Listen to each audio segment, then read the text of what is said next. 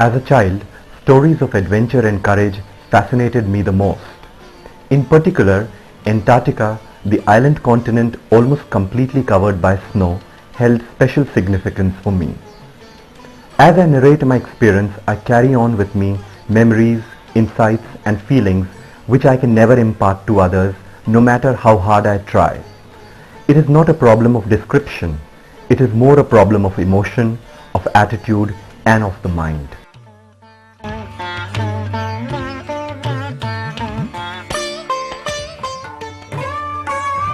After the acceptance of my research proposal in psychology and after months of rigorous training in India, our team set out for South Africa.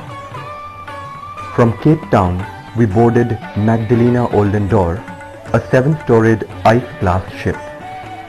This 150-meter long and 90-meter wide ship was to be our home for the next 2 weeks.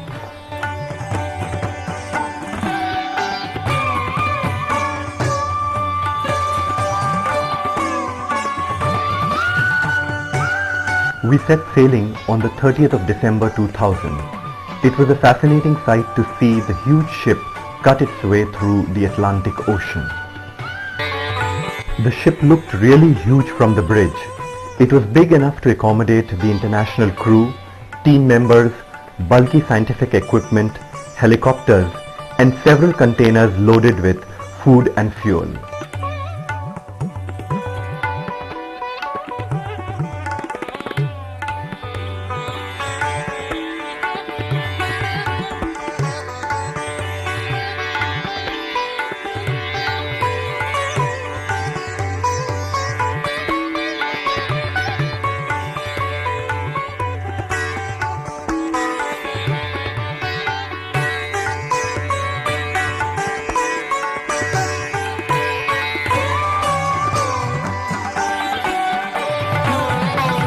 Our Egyptian captain was sensitive enough to equip the kitchen with a variety of Indian foods.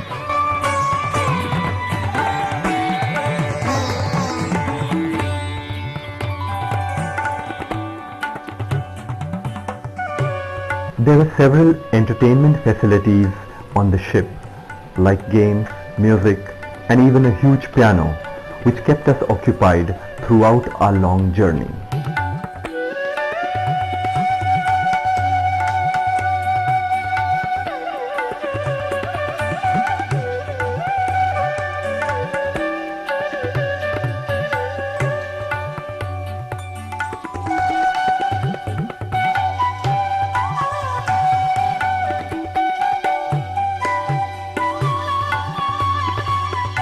Our rooms were on twin sharing basis.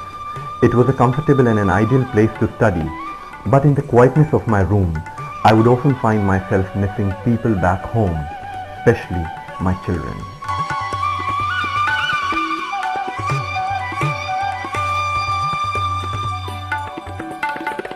The sight of the first iceberg was a very fascinating experience for all of us. This beautiful one looked like a temple.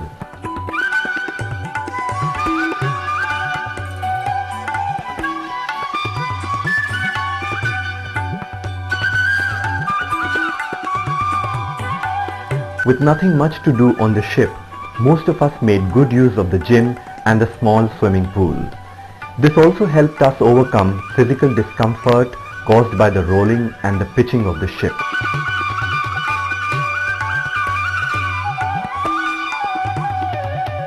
By this time, we were into the 60 degrees latitude. The wind had picked up speed and we realized that there was very little darkness around us. We were also surrounded by ice floes from all sides. A few days later, we had entered thick ice, and it was a fascinating sight to see the ship cut through solid blocks of ice.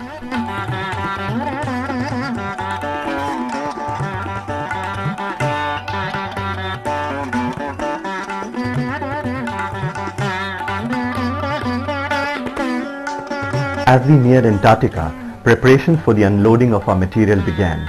Huge cranes helped us keep our material on the deck.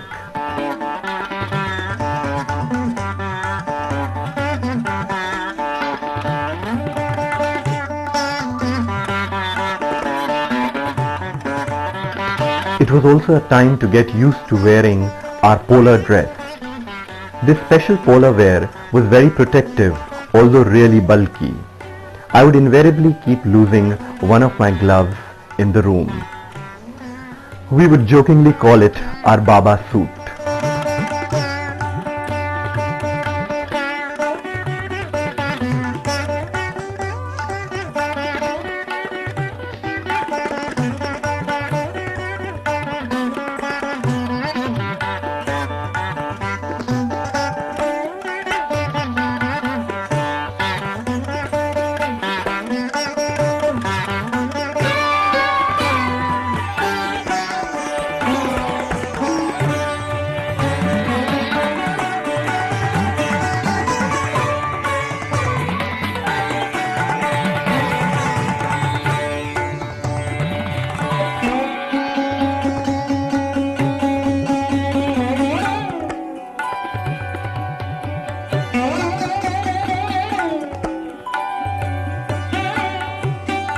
On one of the mornings as we got up, we realized that the ship had come to an absolute standstill. Actually, we were surrounded by thick ice from all sides. Peeping out of the window, we were astounded to see a big group of penguins around the ship. The only thing that people associate Antarctica with are the penguins. It truly is one of the most beautiful creatures that I have ever seen. And for the first time, I came to know that there were about 12 different types of penguins in Antarctica, and a few types of birds like the skua and the snow petrel could also be occasionally seen.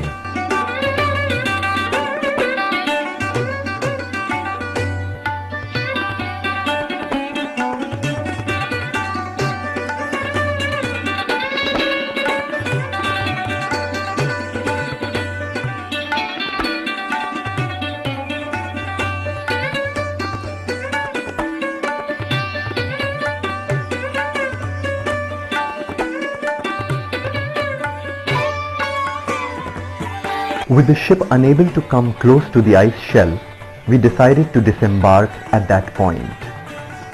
The helicopters got ready to transport our luggage to Maitri. It was a very interesting sight to see the helicopter stand still in the air and lift off with the underslung luggage.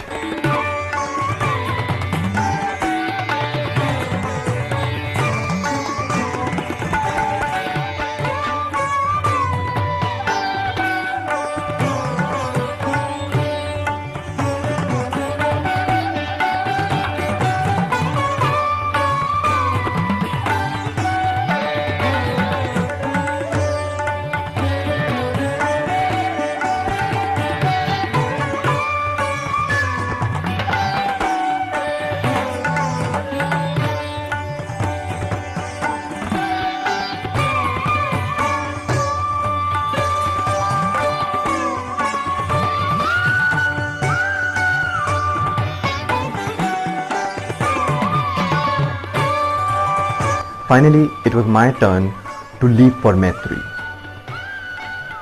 As I flew high into the sky, patches of land could be seen at a distance. I realized that I was 12,000 kilometers away from India. Antarctica is about 5 times the size of India and has an area of 14 million square kilometers. About 98% of Antarctica is covered with ice, but the Indian station Maitri is on clear land.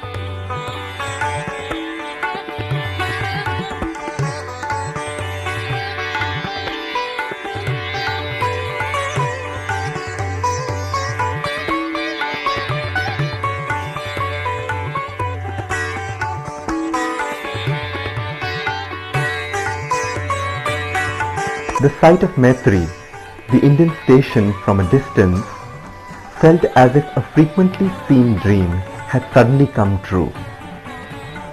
When our helicopter touched the metallic helipad of Maitri, I captured my first step on land. After all, I hadn't touched land for the past 3 weeks.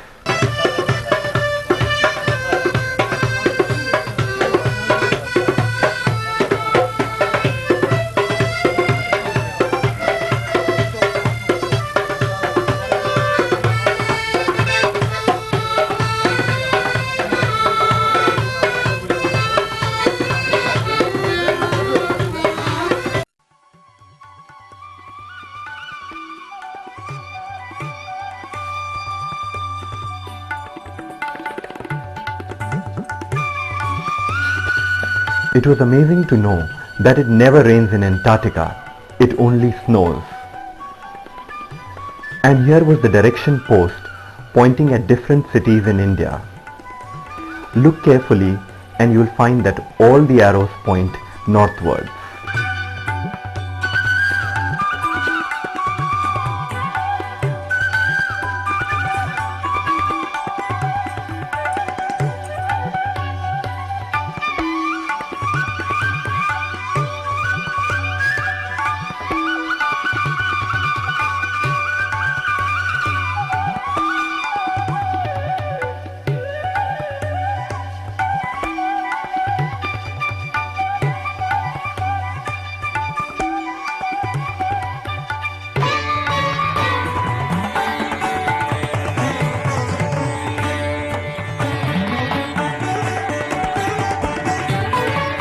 All this while, the helicopters were busy transporting expedition members and material to Maitri.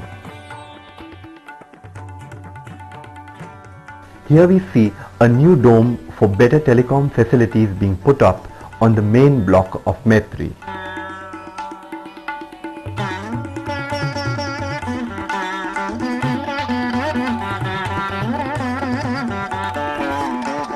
The sight of snow all around all the time was a cause for celebration for most of us.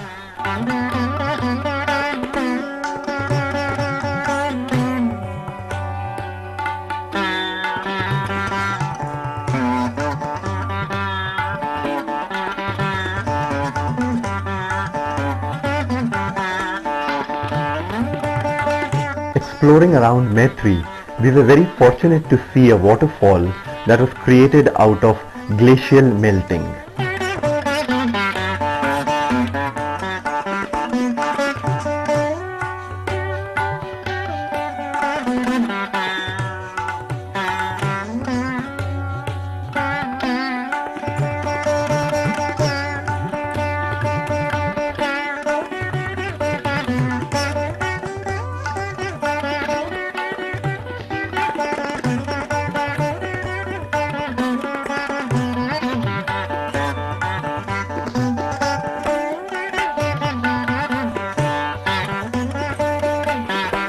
Going for long walks in the evening around Maitri revealed the beautiful landscape and strange sights.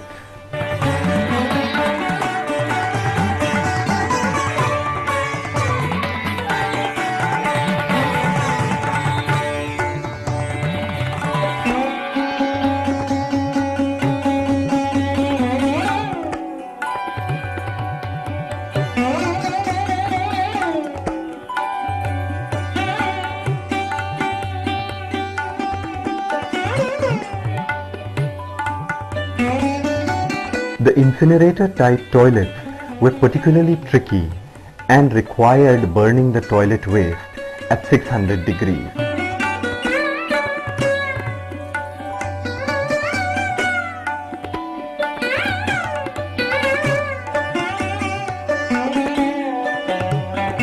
A common meeting place of the 19th expedition and the 20th expedition members was the dining room.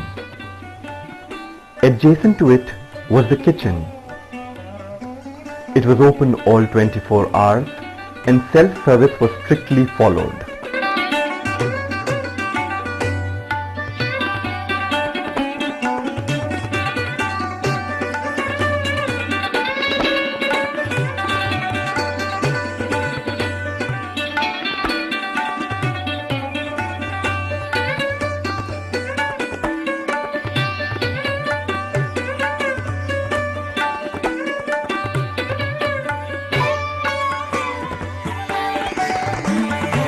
Maitri station had a long gallery with rooms on both sides.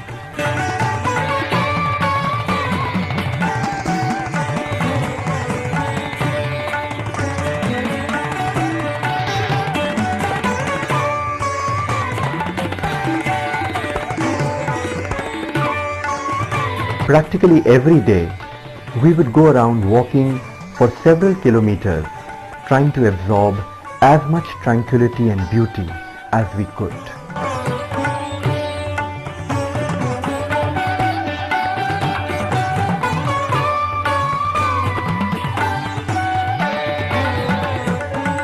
Antarctica is a place which has several minerals and natural resources.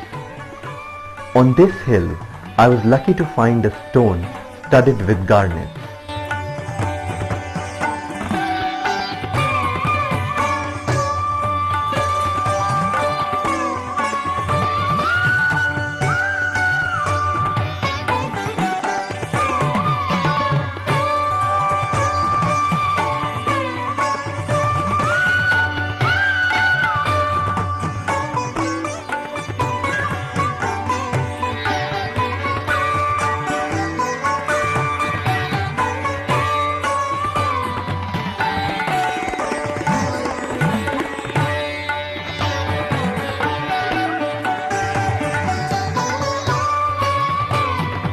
With daylight all the 24 hours, we were missing darkness. Although there was light almost all the time, but on a lucky day we would see bright sunlight. This huge mountain has been named Shivling by the Indian expeditioners. Even in the severest of winters, snow does not accumulate over it, and this phenomena is associated with the divine by many people. The beauty of Antarctica was almost transcendental. The ethereal mountains, the majestic frozen rivers, the landscape, all had a very beautifying effect on me. As I spent more time in Antarctica, I got the opportunity to see several breathtaking sights. About 90% of the world's fresh water is locked up in the Antarctica. If this entire ice cap were to ever melt, the sea level around the earth will rise by approximately 60 meters. This means all the areas that are below 60 meters mean sea level will be submerged. This includes several major cities of our country like Calcutta, Bombay and Chennai. Antarctica is also called as the windiest place on earth. Here blizzards are very common and winds up to 320 kilometers per hour have been recorded. The duration of blizzards is also amazing. Sustained winds can last up to an entire week. It was my good luck to have visited the site of the former Indian station Dakshin Gangotri. The topography of Dakshin Gangotri is very different from that of Maitri. This station was built in the early 80s and has now completely sunk under ice. But the site is still visited by scientists. There are portable cabins with basic facilities for people wanting to do research here. All other work, including melting ice for water, has to be done by the scientists.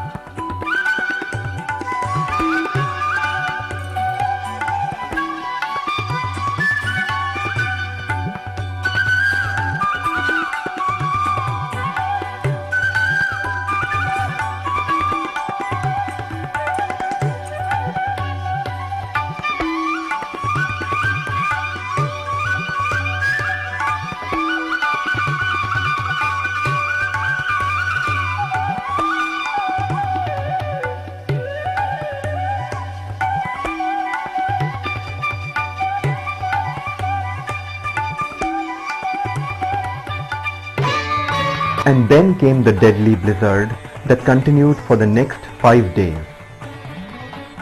Finally, when it ended, everything had been covered by snow. In this situation, which is called as a whiteout, walking becomes particularly difficult as depth perception gets completely distorted.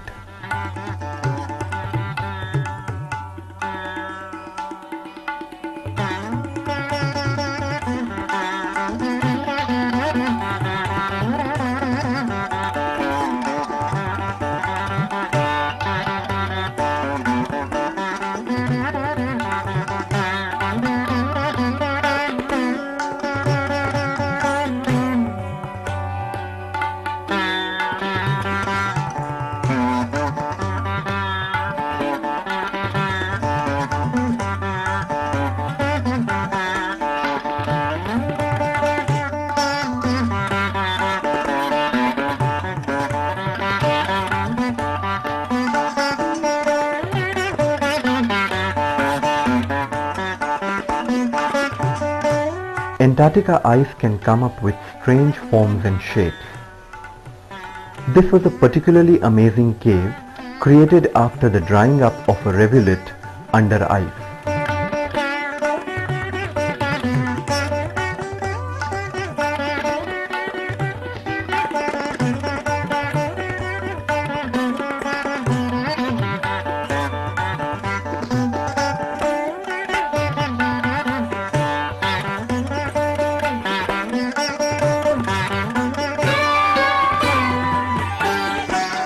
This was the window adjacent to my bed.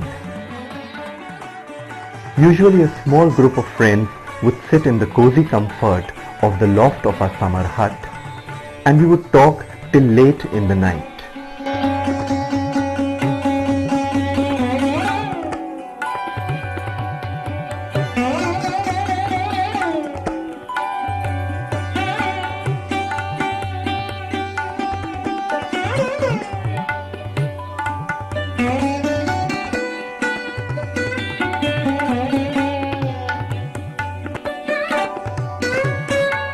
Another highlight of Maitri was the prayer room. It not only had idols of gods and goddesses, but also the religious scriptures of all religious faiths of India. It was a pleasure to see people of different religions sit together and pray. They did that without inhibitions or disturbances. This definitely proved how correct was the name of our Indian station, Maitri.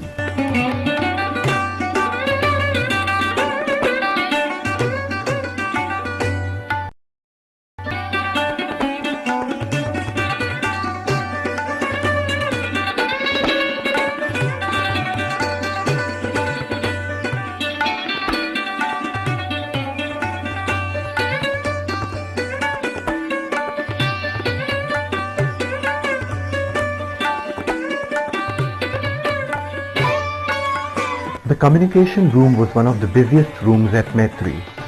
The officers were perpetually busy attending to our calls from India, also helping us to fax messages and to photocopy material that we got from the library. Wind speeds over 300 km per hour have been recorded at the Indian station. The power of the wind is evident from this completely bent basketball pole. This was the generator room. Generators are actually the lifeline of the Indian station. In fact, there is a whole battery of backup generators just in case some of them malfunction.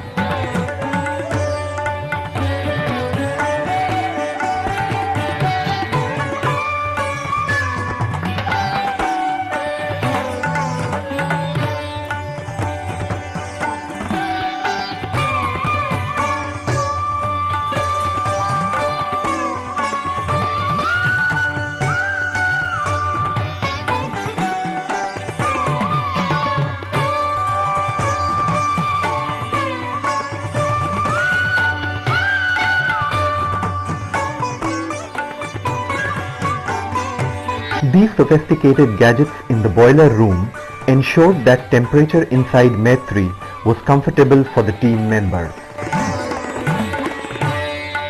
All this while, the scientists were enthusiastically pursuing their research work.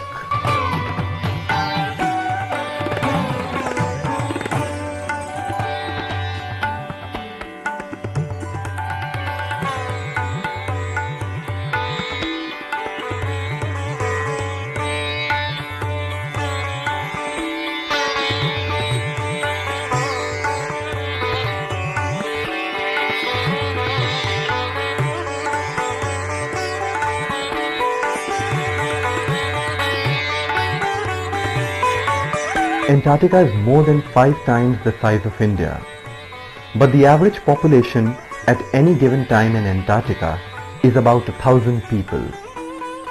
We were very lucky to have Russians as our neighbor in Antarctica. On our way to the Russian station, we were greeted by the skua, the only bird that we saw in that region.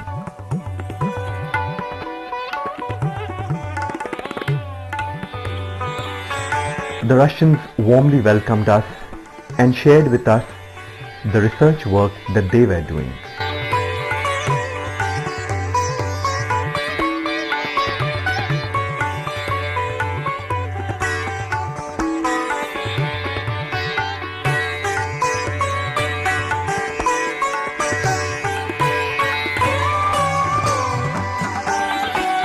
The sight of the first full moon in Antarctica was a cause of celebration for all of us.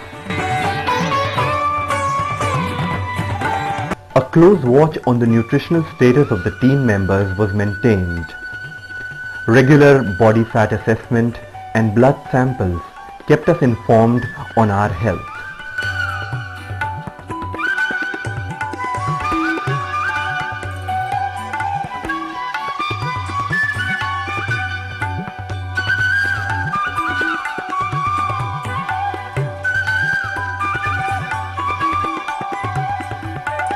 Despite the uneven terrain, there was a strange harmony between land, water and snow.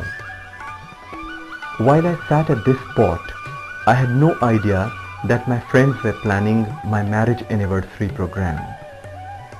One of the biggest surprises was to get a gift that my wife had pre-planned and sent across with one of the lady team members. The whole process unfolded in a very dramatic way. It was then that my friends gave me a trophy and a title of Mr. Antarctica. Towards the end of February, it had become extremely cold. The only lake in Maitri, which was used for fresh water supply, the Priyadarshini lake, had started to freeze. We knew it was time for us to depart.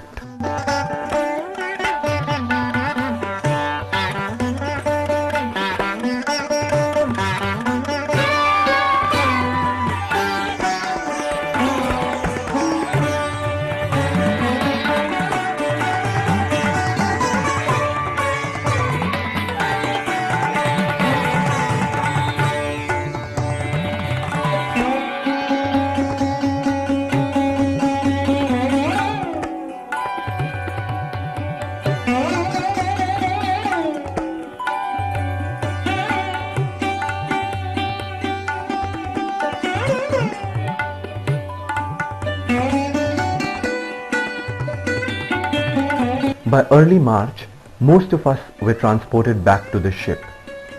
It was time to help in the onloading and offloading of material from the ship. The refueling process had the ship crew busy for days. Huge containers carrying fuel were connected to containers on the ice shelf. The engineers by now were busy working to prepare the convoy consisting of special vehicles to take the material to the ship and finally to transport material offloaded from the ship back to Maitri. Interestingly, the Antarctic Treaty requires all waste material to be transported back to the ship to keep Antarctic environment pollution free.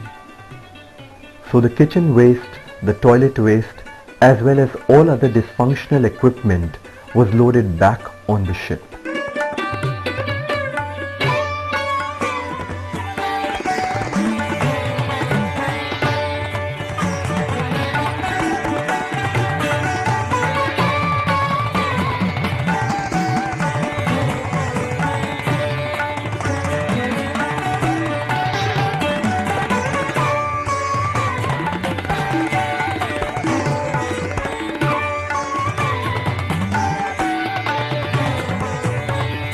On the last evening before our departure, I sat alone looking around in all directions, trying to absorb the beauty and rawness of nature. The icebergs, with sunlight falling on them, appeared to be made of gold. A whole colony of icebergs was visible. It was as if they had all assembled to bid us goodbye.